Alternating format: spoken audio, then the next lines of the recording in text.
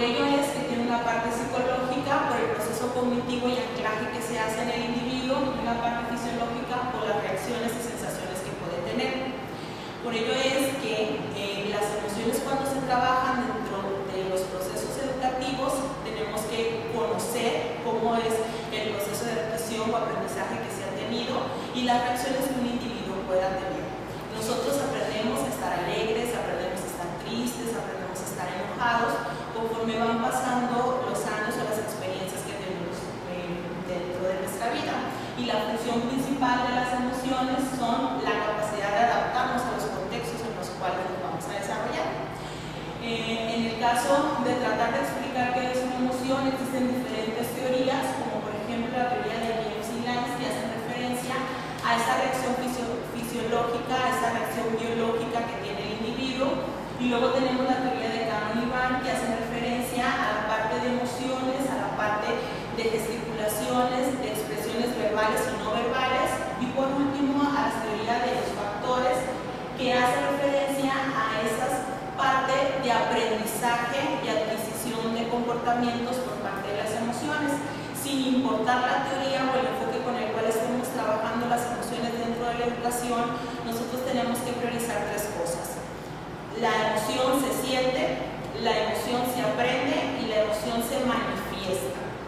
Es por ello que cuando nosotros queremos trabajar una emoción, tenemos que focalizar el estímulo que la provoca, la reacción física que se tiene en el estudiante y el aprendizaje y la respuesta que tiene. Ahorita les comentaba, nosotros aprendemos a ser felices, nosotros aprendemos a estar enojados. ¿Qué es lo que hay que hacer cuando trabajamos estas emociones dentro de la escuela o dentro del salón de clases en un proceso educativo? Bueno, primero identificar los estímulos que tenemos nosotros en el aula o en la institución educativa que hacen que el estudiante tenga una reacción, para saber entonces cuál es el objetivo o la respuesta que esperamos. Por ejemplo, si uno de los estímulos, si la emoción es de enojo, entonces el estímulo que pueda propiciarse en el contexto educativo es que un estudiante golpea al otro. La reacción física es que exista un enrojecimiento de la piel, una sensación de ardor, y la respuesta es tal vez el llanto o el grito o regresar la misma agresión. Cuando nosotros empezamos a trabajar las emociones dentro del contexto educativo para poder manipular los procesos cognitivos que tiene el estudiante y poder adquirir aprendizaje, nosotros lo llamamos desarrollo emocional. Un desarrollo emocional es el proceso por el cual uno va adquiriendo experiencias y puede reaccionar y comportarse dentro de un contexto social. El desarrollo emocional entonces está ligado a un proceso intelectual, que son todos estos procesos cognitivos que hemos revisado, como la atención, la memorización, el análisis, la reflexión. A esto se le suma una motivación para aprender, que son esas motivaciones, esos materiales que utilizamos, y por último una conciencia en conocimiento y sentimientos. Un desarrollo emocional va a permitir que el individuo reconozca las habilidades cognitivas que tiene, reconozca las motivaciones para empezar a trabajar y pueda lograr aprendizajes esperados. Esto con la finalidad de que él comprenda cuáles son sus cualidades, cuáles son sus fortalezas y debilidades, y las pueda involucrar dentro del proceso de enseñanza-aprendizaje. En el caso del profesor pasa lo mismo. Esto nos permite reconocer las cualidades que tienen nuestros estudiantes para poder diseñar, planear y llevar a cabo diferentes estrategias. Posteriormente, cuando nosotros trabajamos el desarrollo emocional dentro de las aulas, nos permiten lograr en el estudiante una relación socioafectiva, en donde va a eslabonar aspectos individuales de las emociones, pero también va a eslabonar la información que nosotros le demos a partir de lograr objetivos precisos. Sin embargo, cuando yo trabajo esto del desarrollo emocional dentro del entorno escolar, el docente debe de cuidar los aspectos relacionados con el autoconcepto, con el control, la solidaridad que se va a dar en el grupo, la cooperación y el respeto, debido a que están presentes las emociones y las sensaciones, reacciones físicas y aprendizajes que se van a dar. Entonces, debe propiciar condiciones adecuadas para eso.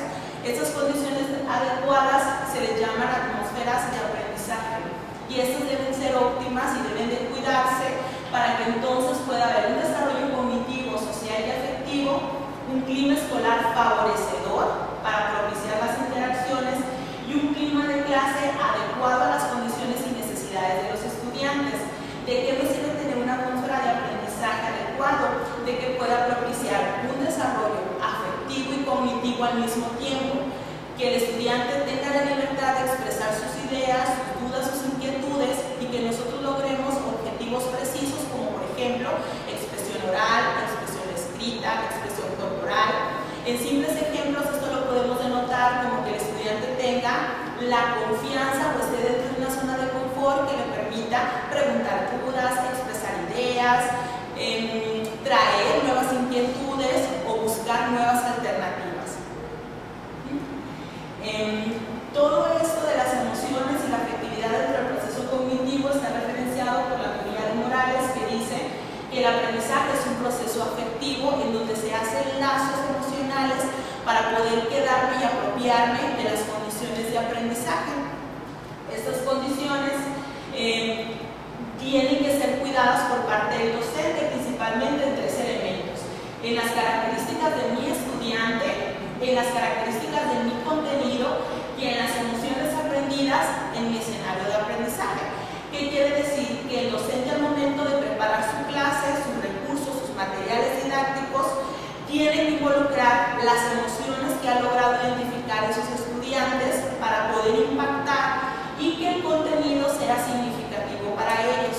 Una vez que es significativo y que las emociones empatan con el conocimiento, podemos hablar de un anclaje de información y de que el proceso cognitivo pueda ser adecuado. Con ello lograr objetivos de aprendizajes, con ello lograr la obtención de competencias y por lo tanto la estabilidad de un estudiante. ¿Cuáles son, ya por último, cuáles son los beneficios de un ambiente efectivo dentro del proceso de enseñanza-aprendizaje?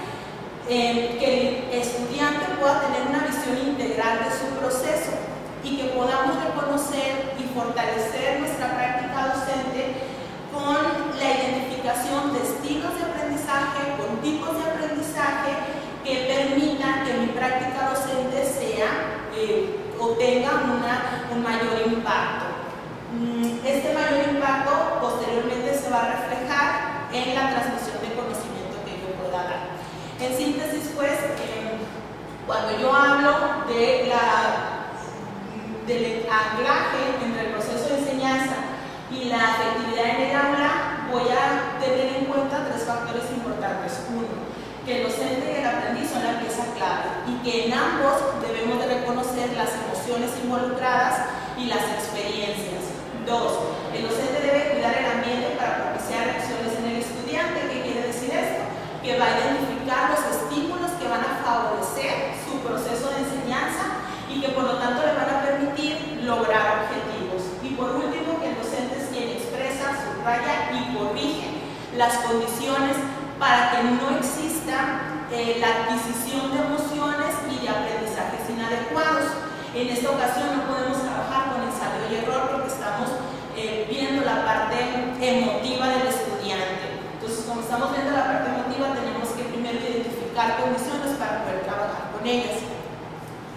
Ya por último, solo queda decir que cuando nosotros trabajamos un proceso cognitivo, tiene que estar relacionado con una parte afectiva, porque esto permite que el estudiante esté abierto a los estímulos que el docente le va a dar y que por lo tanto pueda digerir y procesar una información correcta.